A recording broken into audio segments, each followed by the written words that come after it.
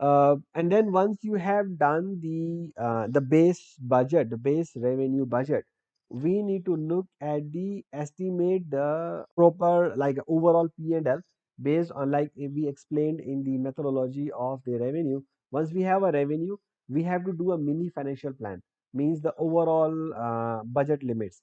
So we have to establish the numbers. So first we have to set up the trends of variable expenses like cost of sales, marketing expenses as a percentage, R&D as a percentage, logistics, distribution expenses as a percentage, and then also look at some fixed expenses. For example, administrative expenses, certain fixed labor costs, rentals, insurance. Those are normally fixed, right? So you have to make a both assumptions, and then you build a model to generate the different scenarios based on this revenue at this percentage with this fixed cost. What would be our profit, whether is where we wanted to achieve, or do we how would what would be the ROE, what would be the return on equity, what would be the return on investment, what is going to be the NPV if we are going to invest into the capital expenditure to a certain extent.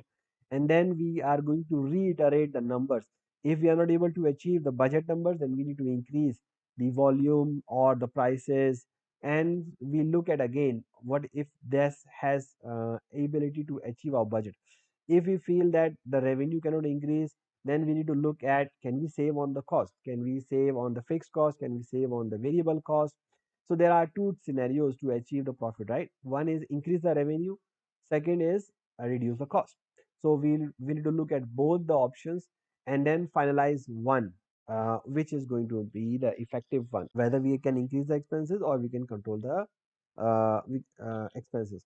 So we have to play around, and then once we have played around, we have finalized our numbers, then we can go back and redo the marketing budget, redo the revenue budget, redo the cost budget based on those guidelines, because now we have overall guidelines, how much maximum we can allow to spend on labor, how much maximum we can allow to spend on the cost of sales, the fixed expenses based on our strategies.